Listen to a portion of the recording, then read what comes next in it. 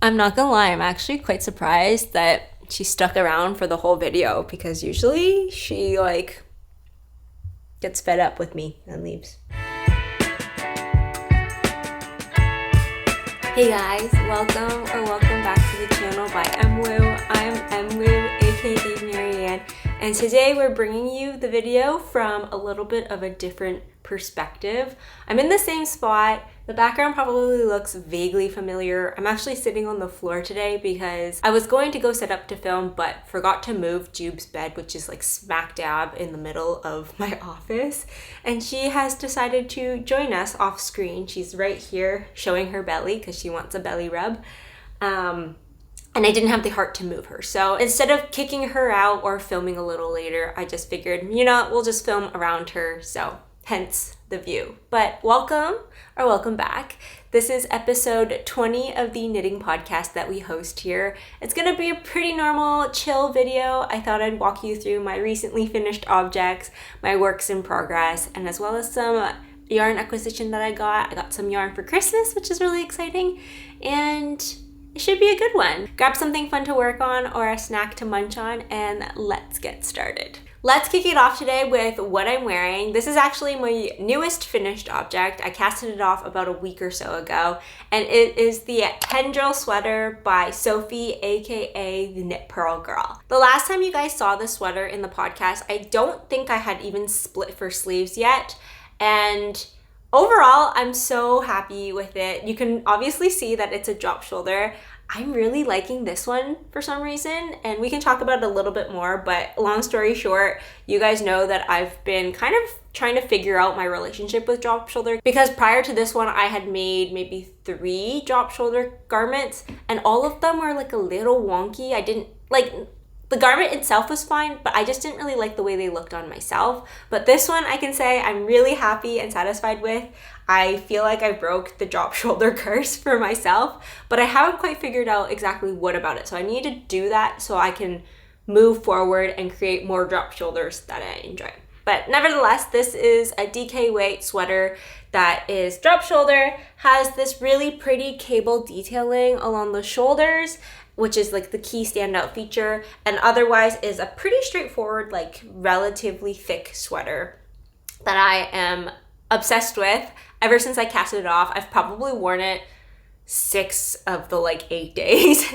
It's so warm, it's so cozy. I love the yarn, I love the way it looks. It's probably, if not my favorite sweater that I've made so far, then one of like the top sweaters. I love everything about it. The story of this one actually starts last year. I actually made this swatch back in, I want to say like October 2023, and I didn't cast it on because I ended up working on the Arctic Lights instead.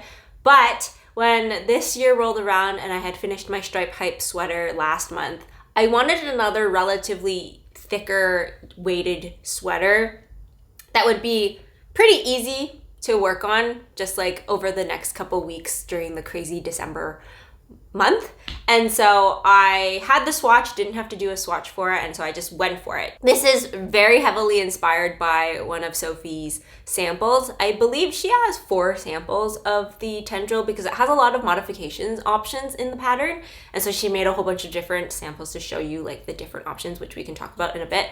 But my version is made in the pure Gynt in the color Tutti Frutti, which is kind of like a really oatmeal color with these blue, red, and yellow and green tweedy bits throughout. I really like it. This is like my favorite kind of like plain kind of sweater because it's not an alarming color, but it's got a little bit of fun with the tweedy, and it's just like what my preference is. I like this like gray beige color with a little bit of fun speckles or pop of color.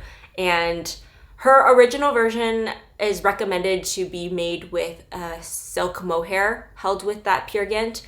I ended up not going that route. My original swatch actually was just swatched in the pure Gynt, and I met gauge.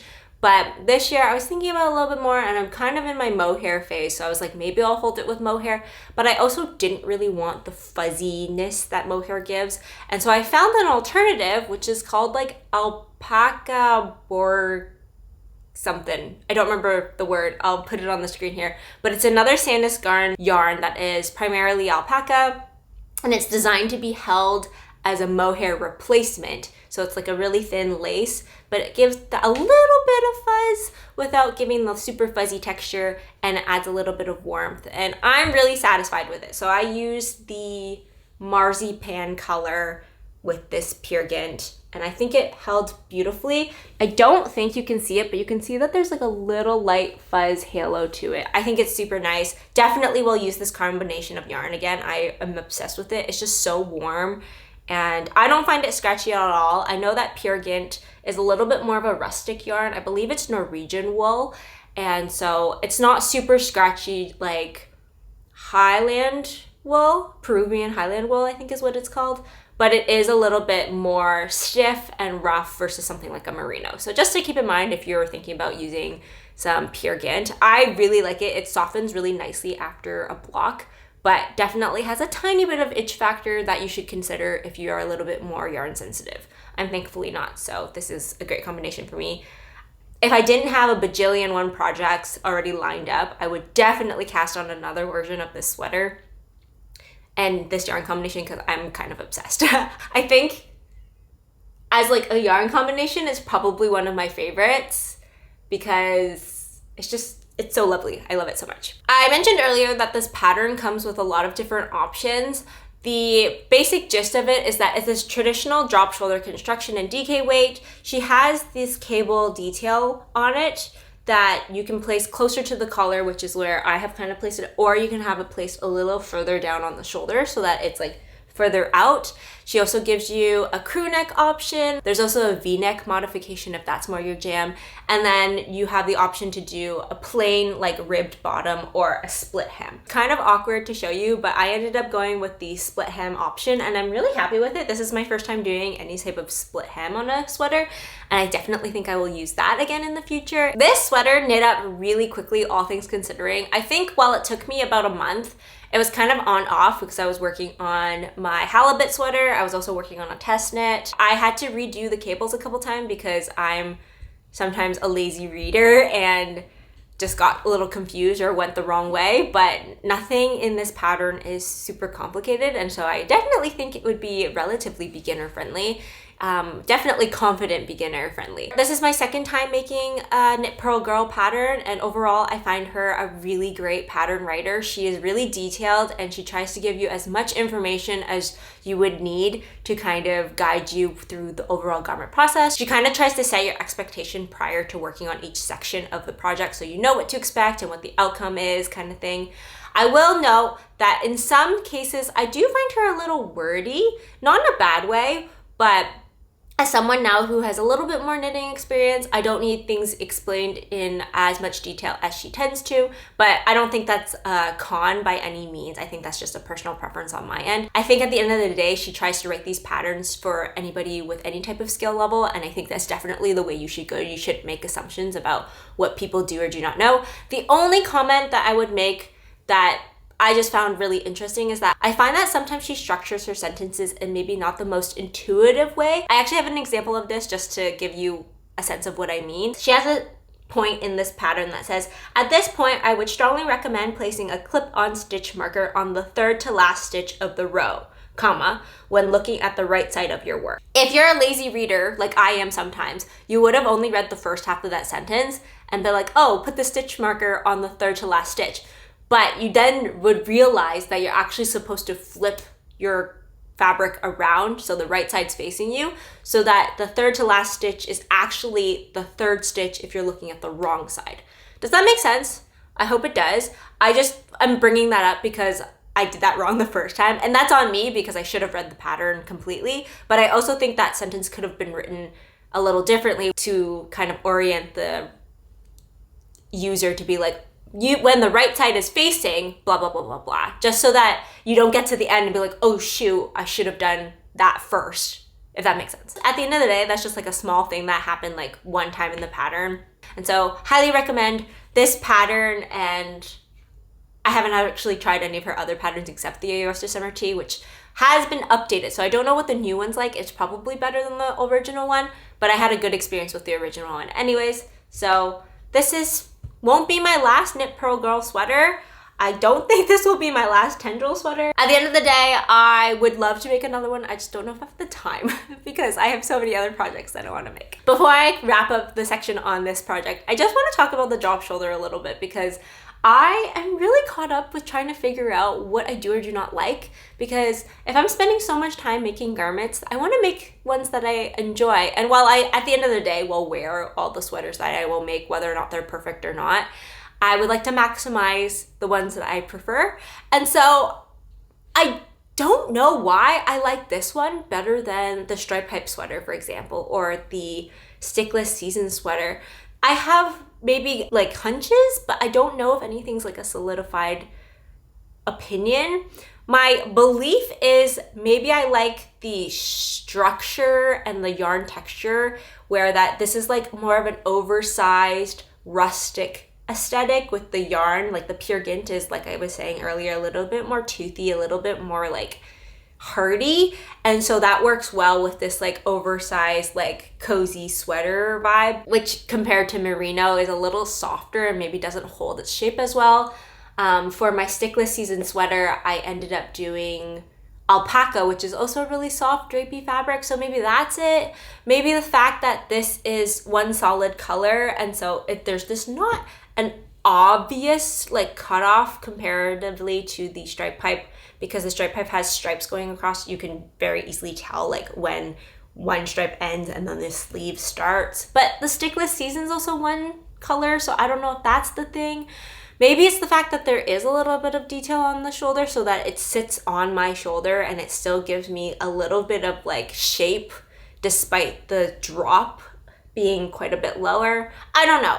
Let me know your thoughts. I've heard a lot of input from when I was talking about this on Instagram about people also not liking drop shoulder, and some people, it's at the end of the day preference, but I'm just trying to figure out why I like this one. And I'm a little worried that like if I made a version of the sweater without the cables, like maybe I won't like that one as much. Not entirely sure. Maybe it is just a trial and error situation. At the end of the day, I find that this one fits better. I don't find it as like lumpy underneath the arms as the stripe pipe sweater. So realistically, I have a sample size of like 3, maybe 4. So maybe I just need to make more and figure it out. Or maybe I just need to stop thinking about it and just enjoy the garment for what it is. I know that Sophie published Tendril Tee. So if you are interested in making a version of this, but as a t-shirt, she has that as an option that you can check out. I am so happy that I finished it when I did. I think it's like a great sweater going into the colder months of January and February where I live. It gets quite a bit colder. It's only been about like minus 10 degrees Celsius here, which is like a nice winter, but in the new year, it'll definitely get colder. So I'm happy to have this off the needles and on my body, and I need to stop thinking about making another one because I have so much yarn and other projects that I need to shift gears. That was a long rambly section about what I was wearing. I guess it was kind of warranted given that this is a finished object. But before I get into my next finished object, I just want to dial it back and talk about some of the stuff that I talked about in the last podcast episode, just kind of as a little update. I have some thoughts to add about my Strange Brew sweater, the Taylor Swift version. I think the last time I filmed was before Taylor Swift. So just quickly, that was amazing. I'm so thankful I had the opportunity to go see her. She is an incredible performer. I low-key genuinely believe you don't even have to be a Taylor Swift fan to enjoy that concert. The vibes are just fun. The production quality is like through the roof. If any of you guys were at the Toronto Rogers Centre one, you'll know that there's a moment where she has like flames come up and it was blazing hot. But I had a great time. I'm not usually a concert goer, but I would highly recommend checking Taylor Swift out if she ever comes on tour, if you can, because I know the tickets are hard and it's easier said than done. But anyways, I made this sweater for my Taylor Swift experience because I thought the colors were very lover. I'm not a super sparkly kind of girl, although I say that now, and a new whip that I have is a little sparkly. It's cute, you'll see. And so I made a sweater for it because I thought that would be my best way of like bringing some fun. So this is my Taylor Swift sweater. I won't go into too much detail because I talked about it in the last podcast, but it's essentially a Strange Brew pattern done in the fingering weight. This version is the Sunday Fibre Co. Solstice Fingering in the color Candy Mountain, which is this really fun pale pastel colored sweater. The only update I want to have about this is that in the last podcast episode, I hadn't worn it besides taking photos, but now that I've casted it off and I've had a little bit of time with it, I wore it to Taylor Swift, obviously, and I've worn it a handful of other times because I find that this is like a great, easy throw-on garment, given that it's kind of more in the shape or like style of like just a long sleeve pullover, but it's also still really warm because it's merino, and this is a 2-ply twisted yarn, so it's relatively like not tight. It's like kind of loose, and so it's fuzzy and warm. And I was commenting about how because of that I'm a little worried about wear, and I'm here to report that it does pill. You most noticeably see it on the armpit section. I don't know if you can see that there. There's just a little bit of pilling on the sleeves. It's not bad, but given that I've only had this for about a month or so, and I've only worn it maybe like a handful of times, it's quite a bit more than some of the other garments that I have. Do I regret it? No. I think sweaters are meant to be worn, and so I will continue to wear it and depill it as necessary. I haven't yet depilled it, so eventually I'm sure I will. I think with this yarn, it probably would have benefited from being held with like a mohair to protect it a little bit, but I don't regret it. I actually still really like this. I don't think it's a yarn that I will use much in the future, given that it doesn't seem to be as like longevity as some other yarns and combinations that I have, but it's still such a soft, squishy yarn that I think maybe it would be really good for like a baby sweater, like a low use case baby sweater, like I don't know, something that you would knit for photos. Maybe a baby's not the best thing for that. Maybe a scarf.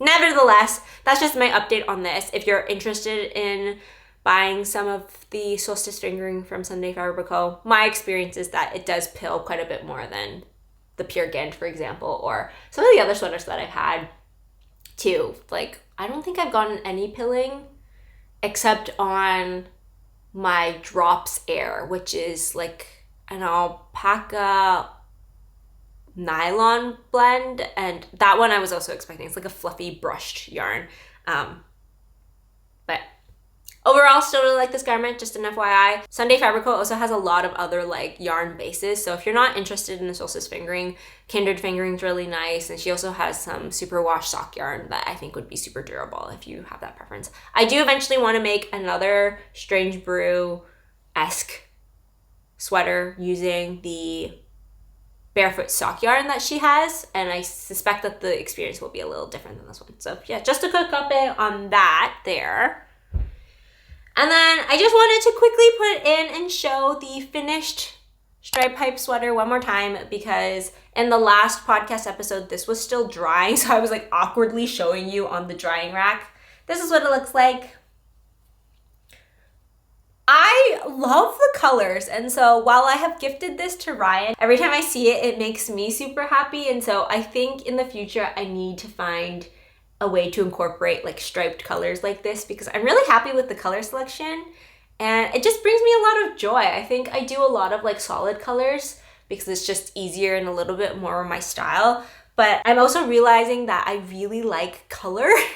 I know I wear a lot of gray beige, I just think it's so easy, but when I see like striped sweater like this, and you'll see the Halibut in a little bit, which is a red sweater, that also brings me a lot of joy. So I'm trying to incorporate more colors, and I've definitely noticed more recently the yarn that I've been purchasing has been more colorful, which I'm really excited about. I think I'm hopefully getting out of my gray beige era, although there's still a time and a place. So yeah, just wanted to show the straight pipe sweater. This one's a size medium if you're curious. I will comment that something that I wish was a little different is that I wish it was longer for both if I was to keep it, and I think it could be a little longer for Ryan, but I don't know really how well you can extend it given that like all the set distances are predetermined based off stripe. I guess if you wanted to, you can make the stripes a little longer. So instead of, I think these are 8 rows each, you could make them 9 or 10 rows, and overall the garment would get bigger in that sense. I'm not sure, but I don't dislike it. I just think that because this is confined to like the striped frequency and the consistency of like 3 stripes, 3 stripes, 3 stripes, that you don't have as much leeway to extend or shorten as you typically would in a sweater. But that's the straight height sweater. I just wanted to give it a moment of glory in the podcast because it realistically kind of was in the back burner of the last one because it was still drying. If you're curious to hear more about my experience, the yarn I used, and general thoughts about either of those two sweaters, you can go check out episode number 19 because I finished them in that one and talk about them there. Okay, let's move into the last finished object to share with you. I'm gonna be honest, I thought I had more finished objects. I think I kind of skewed myself because I finished 2 sweaters back to back within like a week and a half of each other. So I felt like I was like hamming out finished objects, but in retrospect, I only had 2. Which is fine. That's what we're working with. So this one here is the Halibut sweater. She's done in all her glory. I am obsessed. And I am so thrilled with how this turned out. This one is a gift knit for my husband. I officially gave it to him on Christmas a couple days ago. So he has actually worn it 2 of the 3 days since getting it, which I'm really happy about. He seems to enjoy it. And I'm so happy with how this one turned out. So this one is a DK weight sweater that has color work. It features this really pretty like fish repeating pattern. It's a circular yoke. Last time I showed you, Oso was in the yoke section, hadn't split for sleeves. And this was my first time doing stranded color work. And all things considering, I had a really great experience. I know on Instagram I had a brief moment of like panic because I was really worried about my gauge in this section relative to like the rest of the body. I almost did frog, and I'm so thankful for you guys because you guys were like, block it, see how it works before you decide on frogging it. Ended up working out okay. Blocking, as always, is glorious, and I didn't end up frogging it, and I am really happy with it. At the end of the day, I see this one as a very big learning experience. I had a great experience, would definitely do color work again, but I learned a lot from this one that I would like to apply in future color work if I choose to make more. I don't currently have any plans, but I had a really fun experience with the color work, despite being a really big person for like stockinette in the round. Like, I like boring knitting. I just find it very cathartic, but in reality, this is kind of also stockinette in the round. You just have to change colors every once in a while. And because of this sweater, I can say I'm a lot more confident in my English knitting. So how I decided to do color work was 1 strand in my normal hand, which is continental, and then 1 strand in my other hand, which was English, and kind of going between the two. And I got pretty good at it, if I do say so myself. Obviously not perfect, but I'm definitely a lot more comfortable than I was prior. And I think I love that I got that experience out of it because now I kind of sometimes just, knit with English style to give my continental hand a break, just to introduce a little bit more variety and trying to reduce muscle strain and all that stuff. So I'm really happy about that. Learned a lot about color dominance, how to catch floats, how to manage floats, how glorious blocking is. I knew that one, but that kind of like solidified in this. And yeah, just overall, really am happy with it and had a great experience. I don't know if I mentioned this sweater pattern is by Caitlin Hunters. She's pretty famous for this halibut. I feel like this is kind of like an iconic look. I know a lot of people have made it. It has a lot of projects on Ravelry. And a lot of them are really detailed, which I find really helpful. A lot of the concerns that people had with this one is that the yoke is very deep because it's based off the color work, which I did find that to be true. Thankfully, Ryan doesn't seem to mind it. He actually really likes the fit of it. I did do some mods for my version. Nothing like outlandish or novel. I kind of took inspiration from a lot of the patterns that are on Ravelry. But just as a quick recap, I did decide to do a folded collar, and I did add this on after I finished the body because you originally start the collar and then you move into the body, but at the time I hadn't really decided what type of collar I wanted, nor did I really like any of the options that she gave. She gave like a turtleneck, a mock neck, and I don't remember the third one, but there were 3 collar options, none of which were the folded collar. So I did, I believe, 10 rows of knit purl and then a row of purl and then another 10 rows to fold it. And so this is what it looks like. I need to add an elastic in because it is a little like floppy, but that's fine. And then then for the actual chart, I followed it more or less.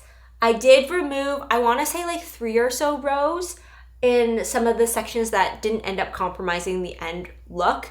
I don't remember exactly what rows they were, but all the details and the modifications that I did are on my Ravelry page, and I'll link that in the description below if you're curious. I didn't want to change the shape of the fish too much, so I think I made the tail just like 1 row shorter. I definitely removed an extra row near like this diamond shape at the top, and then I want to say there was 1 more row that I removed that I can't remember, but that was all in hopes to kind of do a little bit more of a shorter yoke. And I think it worked out really well. The yarn that I used here was Cascade 220 in the color Ruby and the color Ecru, I think.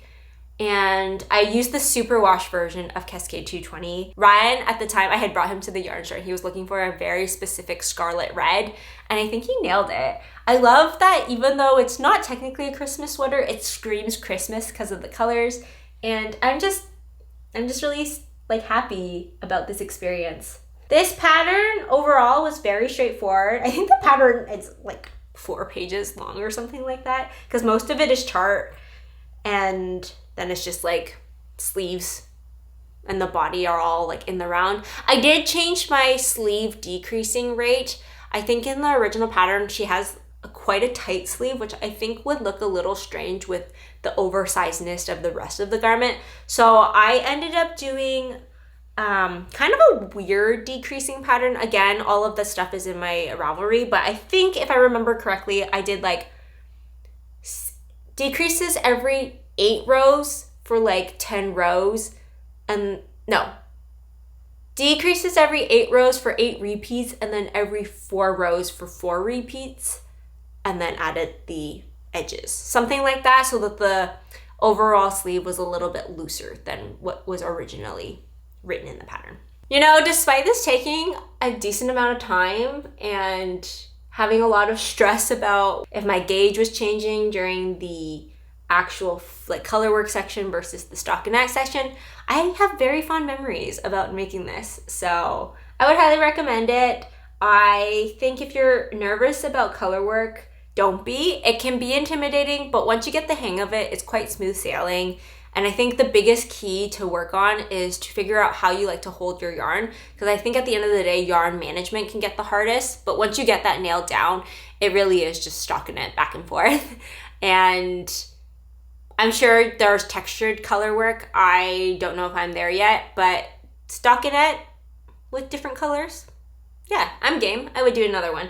I did see a pattern recently that had like circular yoke cats on it as opposed to fish, and I'm not gonna make it, but it's definitely a really cute sweater that is in the back of my mind. So that's my halibut sweater. I have nothing but good things to say. I'm really excited to see Ryan wear it around, especially as the weather gets colder. He says it's really warm, which because of the floats in the back makes sense. It's like quite a bit thicker. I do want to show you guys my floats because I'm quite proud. Words hard. I'm quite proud of them. Now, are they perfect? Probably not, but that's so satisfying in my opinion. No? Yeah, maybe? There is some loose thread there, so I'll show you this side because that looks better. Ta-da! That's kind of a vibe, I'm not gonna lie. But there is that, my halibut. Just quickly, at the end of the day, I made a size 3. I didn't measure it to the size that it was like supposed to be on the page. I probably have a bigger version than the actual size 3 because I think relative to my swatch, which is back here, I think my gauge is a little bit bigger, and Superwash tends to relax a little bit more and be a little bit more drapey. I'm not concerned about it. Ryan likes it. It fits him well, so doesn't really matter, but just an FYI that I think my size 3 is bigger than the actual size 3 on the project page. But there you go. Those are all my finished objects. I have 2 major whips to share with you guys, and then a very small update on a 3rd whip, and then we can dive into yarn acquisitions, which I have a bit to show you. Some of it's very exciting, but we'll get there in a bit. Let's do works in progress. Okay, first one is in this one. This one's a t-shirt, and this one's a test knit. I was originally planning on trying to finish as many works in progress as I could before the new year, and I think getting the Halibut and this Tendreil Sweater done were like two big ones on my list. There's still a couple other ones that I have floating around that I don't want to put the pressure on to get them done necessarily, because I think I'm in a pretty good knitting groove right now, and I don't want to mess with it by putting expectations or unnecessary stress on it, but maybe I'll work on them. Not sure. But anyways, the first work in progress that I have to share with you guys is a test knit. This is the Silvester tee by Anna, aka Cupid Knits on Instagram. I don't know if you can see it because it's really fun. This is my sparkly tee.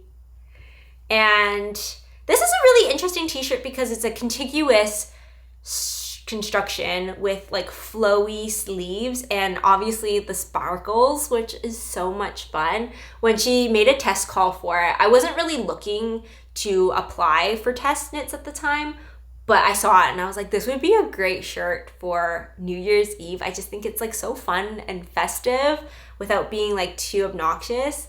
And I really hope that the sparkles are being captured on camera because they're so fun.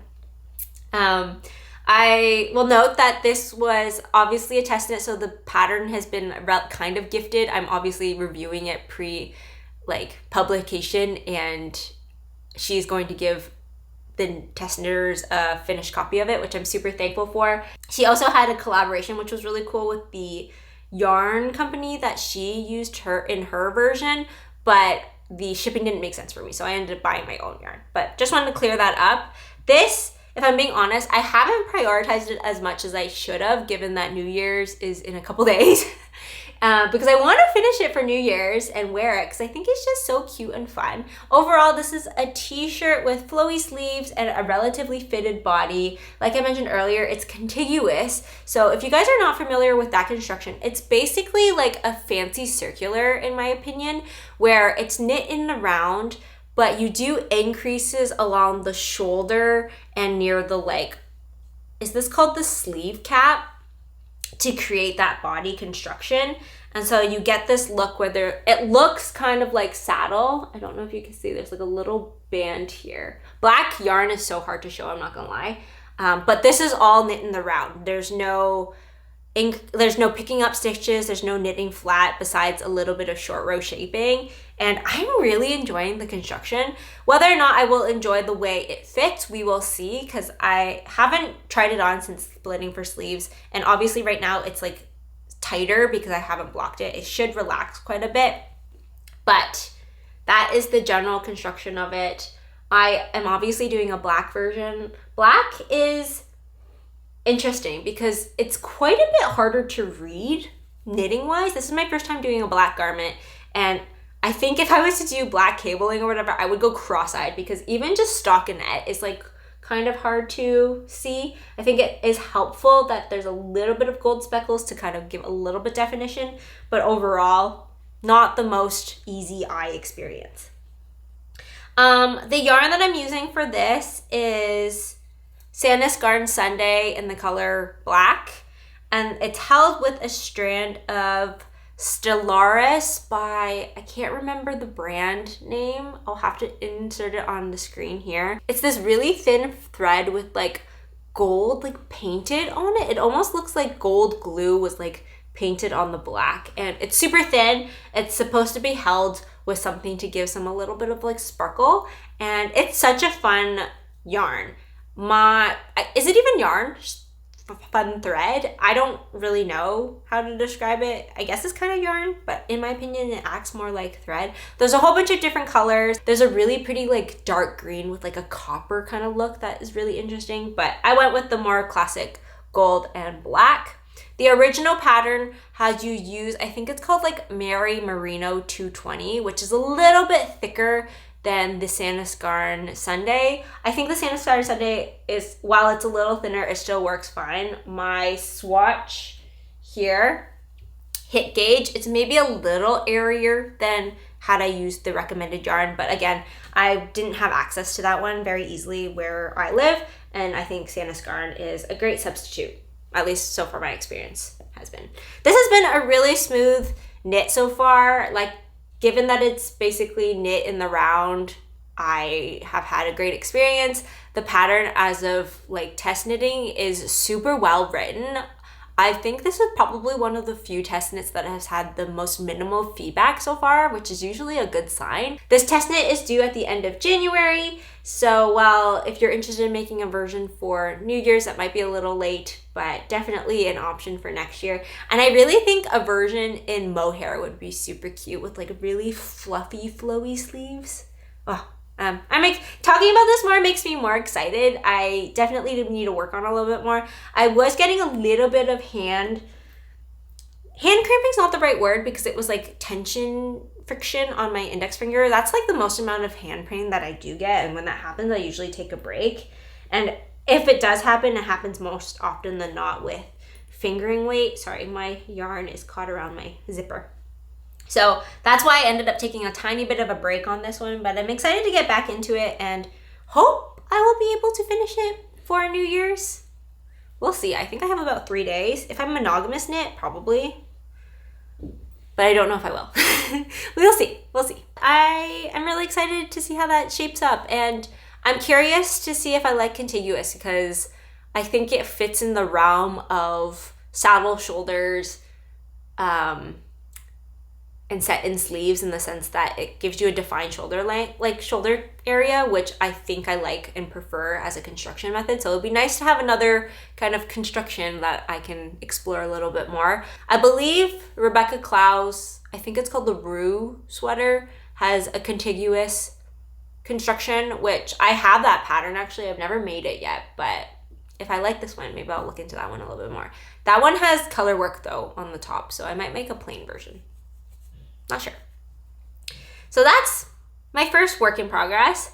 The next one is one that is new. I casted it on before Christmas so that I would have a project to work on Christmas, but I didn't want to put too much thought into the actual process. So this is actually a repeat cast on in the sense that I've made this before. I also specifically chose this because I didn't want to swatch. This is done in the exact yarn that I used last time. And so it's basically a replica, just a remake of what I've done. And this is the Sille Slipover. It has just connected in the round after splitting for not sleeves because there's no sleeves on a vest, so armholes. And it's been going very smoothly. So if you guys have been watching the podcast for a while, you know that I actually made a Sille Slipover last, I want to say October. And it never showed up on the podcast after the fact because I don't have it anymore. My parents actually have it. The long story short about that one is that my parents were visiting the day I had finished it and finished blocking it.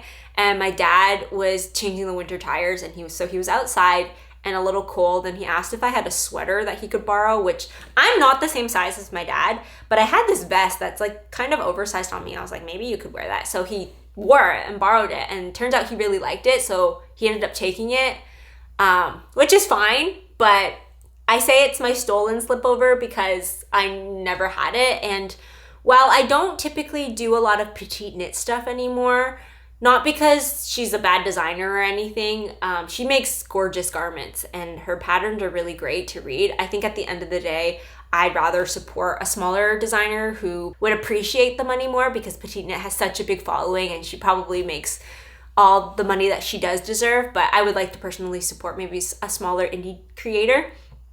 I have this pattern, and so I knew the end result, and I knew that the yarn that I had, if I used it for this pattern, would result in that. So it was just kind of like a no-brainer. I would just use it. So this is what it looks like so far. This slipover is kind of cool in the sense that it has pearl bump detailing. It has like both I want to say chevron, that's not chevron, like a triangular one, and then like just like a back and forth. It's not moss. I'm really bad with my stitch names, but has a little bit of texture. I really like the way it looks, and it's just got a very clean structure. It has 2x2 collar ribbing as well as ribbing around the armholes and the bottom band, and overall just really like the way it looked. My version that I made that was stolen was like a gray beige. This one is more of a brown. It's a lot more red than I thought it was going to be. It's like a red undertoned brown, but I think it's kind of cute. I don't know how I would actually like to wear it. If I don't, I think I might over dye it and try that as an experience. But so far, I really like this. This is Sandnes Garn Perfect, which is a superwash with nylon, I believe. Yeah, it's an 80% wool, 20% nylon, DK weight yarn. And this one's in the color 3552, which I believe is called Nougat. And it's this really pretty brown, showing up a little bit more red on camera than it is in person, but it definitely has like a warmer tone undertone versus like a cooler brown. When I see this, I think of like red squirrels. Not necessarily the same, but I don't know, it just reminds me of that. So when I've been making it, it's just been like my little red squirrel project. My experience so far has been very similar to what it was last time. Petite knit patterns are very predictable. I think this one had a weird section where when you connect for sleeves, if you aren't aware and you just follow it to a T, you're connecting on the wrong row. So you just have to accommodate that by adding an extra row on, I think, the front yoke before you connect them. I'm not entirely sure. I will say the most interesting, I don't remember the exact, because one thing I've noticed while making this garment again is that I'm a lot more confident than I was when I made this last year, which I think is a really interesting realization. I definitely think I'm on the side of like more intermediate knitter as I continue my knitting journey, but working on this project, I've had like no hassle at all. I just fly through it. It's almost as easy as stockinette in my opinion, which I don't remember having this experience last time. Not that it was hard, but I definitely remember needing to pay more attention or checking back on the charts to make sure I wasn't messing up when and where I was doing the purl bumps. And so it's kind of like heartwarming to think that I am improving. I think I'm getting better at reading my work, which has been really helpful with like something like this. So I don't keep having to refer to the pattern. I can actually just see like, oh, like last row I did X, so this row I need to do Y, which is really, really nice. And this kind of makes me think about like in the future, maybe I might want to do more of these checkpoint projects where I repeat a project that I've done before, just to see how I've grown and like advanced as a knitter. I don't know if anybody else does that or ever feel that way, but that's been my experience with this one so far. I've really enjoyed it so far. I like that it's a little interesting without being too complex, and it makes me want to make more garments where they're not necessarily difficult technique-wise, but by incorporating a little bit more of like texture, you can change the way it looks. And so there's this. That is my most recent work in progress. This is the one I've been carrying around the most right now because I've been really enjoying DK weight. It knits up pretty quickly. It's pretty easy on the hands. I think I like the very minor level of engagement that's involved with this project versus like just plain stockinette, which I still love. That will still always have my heart. But in contrast to the fingering weight from the Silvester tee that I'm working on, this has been like a nice change. And then plus the Perfect is like really squishy. It's funny how much like a little bit of nylon and superwash will change the like way a yarn will feel. I still will always love just like plain wool or animal fiber yarn more than this with a little bit of nylon, but there's a time and a place. And I think when I blocked this one last time, it was relaxing really nicely because it's superwash. So I'm excited to see that again for this one. When I had posted this on Instagram being like my Sille Slipover number 2 because my last one was stolen, my sister messaged me being like, I'm gonna steal that one. To which I respond, Steph, you don't wear sweater vests. So please, well, if you do want it, let me know. But at the end of the day, I'm gonna keep it. Although I was talking to my mom about how I was making this again, and she's like, oh, I'm thinking about making your dad another one, because my mom ended up making my dad. The continuation of the story of my stolen sweater vest was that my mom ended up stealing that vest from my dad and made my dad his own. But she made his version with like a very pilly yarn, and so she kind of wants to make another one. So she jokingly was like, oh, maybe you can give dad this one instead. but he likes V-necks and wants it longer, which I don't think I have enough yarn, and I'm already past the neck shaping. So Dad, if you want it, you can have it, but I don't know if you want it. So yeah, that is my other work in progress. Very, very quickly, I'm just gonna give a shout out to this one. You guys know what's in here if you've been following. This is a pair of socks that I had since last year. I think I said I was gonna finish them for this podcast, but I didn't. But I have an update. I have officially tangled everything. No, I'm just kidding. Although that is true, I kind of have tangled. Give me 1 second. Okay, I have officially split them onto their individual needles. So hopefully when I do decide to work on this, this will be smooth sailing going forward. Originally, Juby is kicking my iPad. Originally, I had them on one set of needles and I was doing 2 at a time because I was trying different sock techniques. I didn't really like it, and a lovely viewer suggested doing them 2 at a time but on separate needles. So like you kind of work on a section of a sock and then you work immediately the same section on the other sock. That way you finish them at the same time, but you don't have to manage 2 on the same needle. I found that was like just a little too much. So I've officially split them onto their own individual needles. When will I work on them? Not entirely sure. Will we get them done before 2025? Not entirely sure, but progress is progress, and I made a small bit of progress. So that's my update there. If you're curious about this yarn, this is Hedgehog Fibers sock yarn in the color Serengeti, and I really like it. And also, this is the Hello Sailor sock set collection, the Guernsey sweater socks by Summer Lee. That's my very, very quick update on that one, if you're curious. Will she show up in the next podcast finished? Who knows? Okay. I've been talking for a while. That water was very much needed. Jubin has officially flipped to the other side of almost like sunbaking. It's not really sunny in this room right now, but she flips back and forth. So it's a sign that we need to move forward, and we're going to talk about my yarn acquisitions. I quickly wanted to know, not that anybody's been asking, but I just kind of stopped one day, and I don't need to justify, but I'm going to tell you guys anyways. I decided to stop doing the yarn stash updates in my videos because I, if I'm being honest, was feeling a little guilty about the amount of yarn that I was buying. I know that everybody is on their own stash journey and has a different relationship with the yarn that they have and the yarn that they bring in. And I am incredibly privileged and recognize that I have disposable income to bring in yarn like that. My YouTube videos do not make enough yarn to sustain my yarn buying, and so all of my yarn is bought with my own money. If I ever get gifted, I will let you guys know.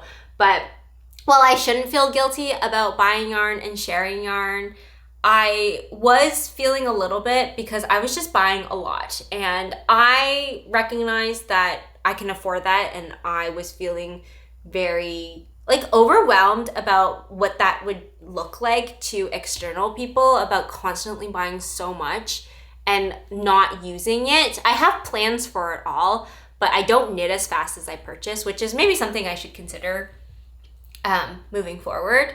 I felt like the number tracking and announcing it was getting a little unhealthy for me. And while I'm still tracking it in my own personal time, I have an Excel spreadsheet that tracks all my projects and all the yarn coming in, all the yarn coming out, and all of that jazz, and how much money I've spent. I have all of those numbers. I just felt for my sanity, and also not to gloat or make anybody feel bad about their yarn buying and their yarn stash and whatnot, I decided to cut that out. If you liked it and you want to see more about yarn stash and how it's organized and all that stuff, let me know and I can film something or come up with something, maybe as a middle ground about a stash update every once in a while, how I organize my yarn, because that is ever changing. Let me know. But for the time being, we won't be doing numbers anymore.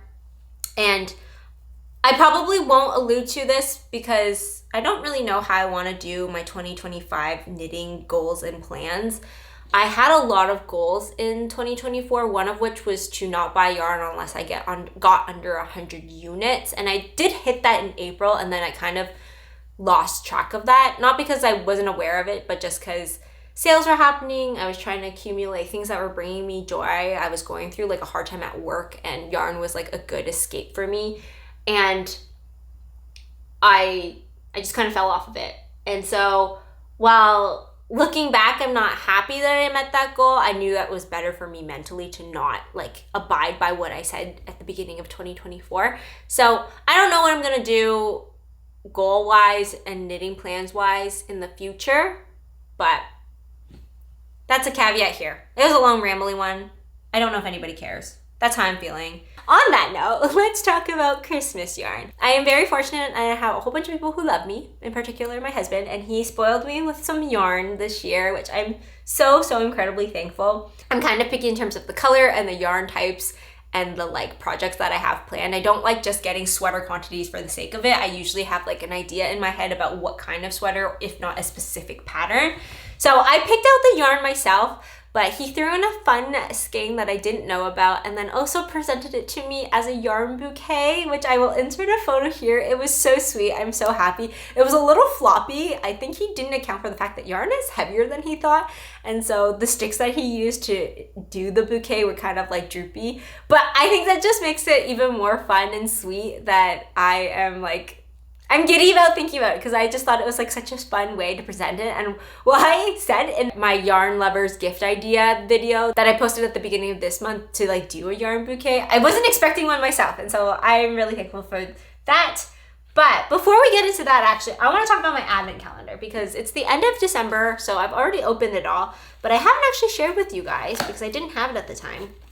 But I got my very first yarn advent this year, and that is the Sunday Fibre Co's Nutcracker advent, and I am obsessed with this. I won't go through each color because there's 24 colors and that would take a while, but I'll do honorable mentions. But I just want to give a moment to this box. It's not in the greatest shape because all the doors are open, but how cute is this? Oh my goodness.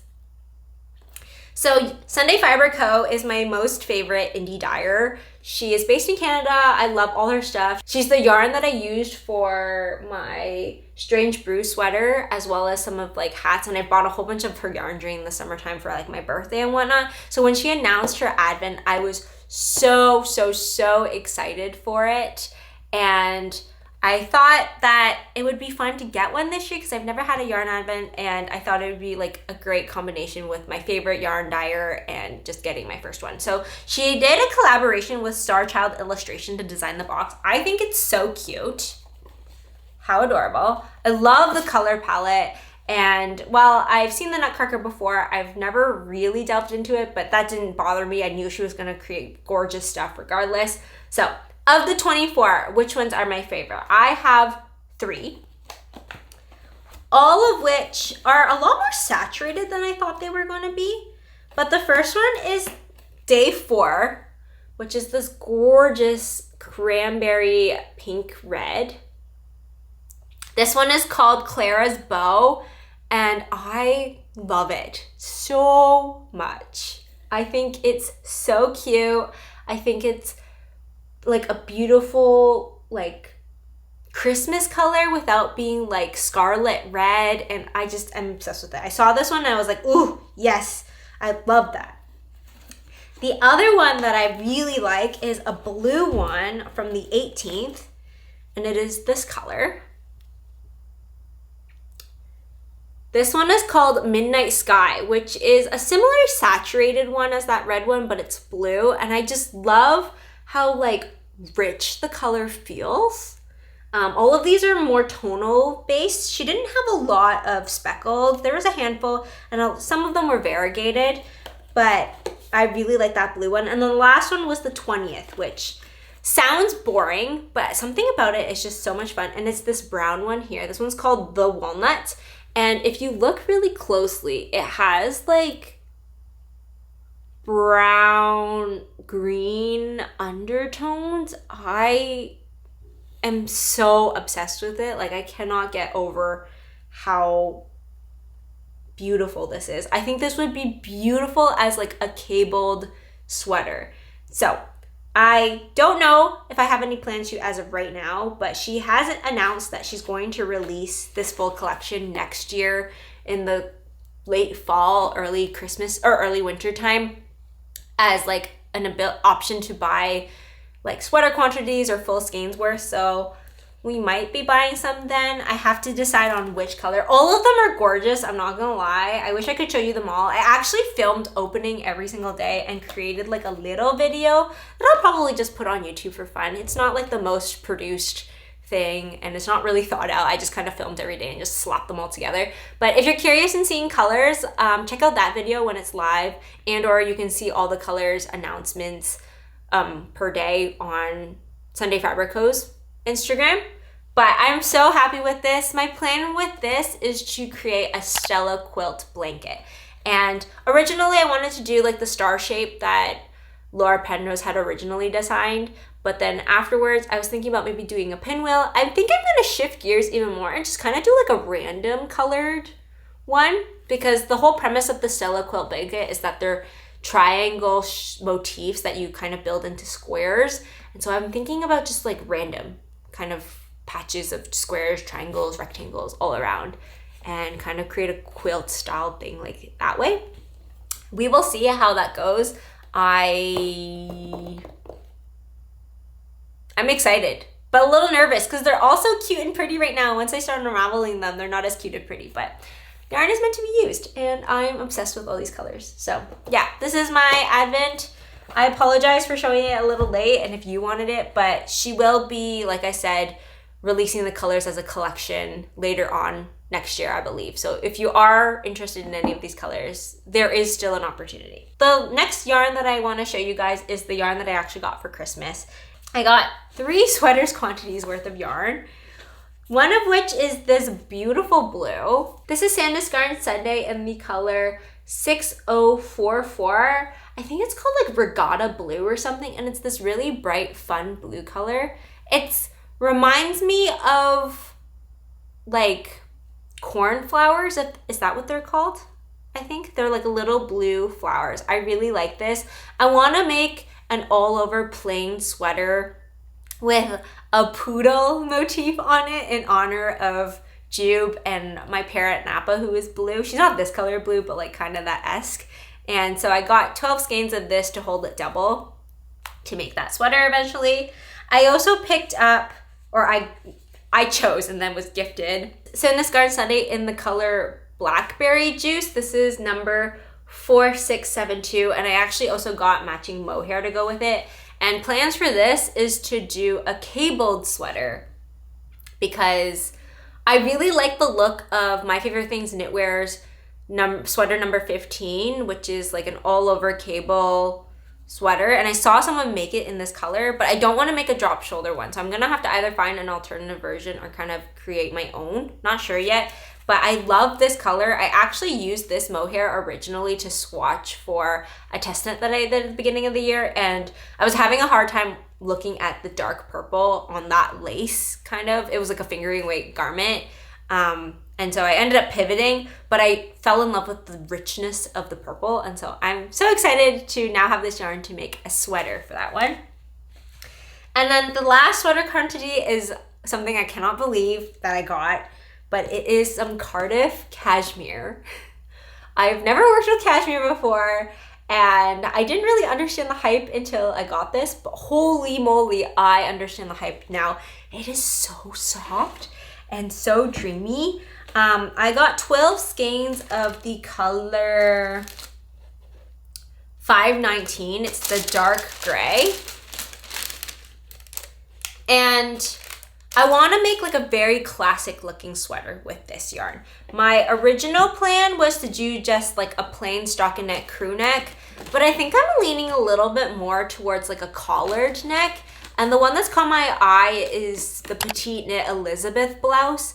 Like I said earlier, I'm not making as much petite knit anymore, but that blouse is just so clean, and she has it designed for Cardiff cashmere. So I think just to make sure I get a garment that I know I like and put that time and energy in that I know will work, because I could design my own, but I feel like if a pattern out there exists that works, I'm not gonna fix what's not broken. And so I probably will get that pattern and make just like a really cozy, classic gray kind of collared sweater. I'm really excited about that. I'm also very excited that that one is raglan. I haven't made a raglan in a while, and I definitely want to avoid drop shoulder for this garment because my hit or miss relationship with drop shoulder, I just don't want to waste this beautiful cashmere on that. I got some cashmere. I can't believe it.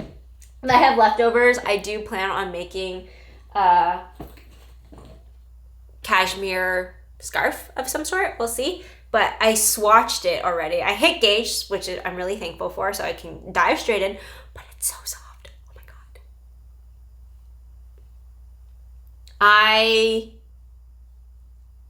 I'm enthralled. I'm so excited to knit this. I can't wait to wear it. It's like on a whole level of softness that I didn't realize I was missing. Like, I get the hype. I get the hype now.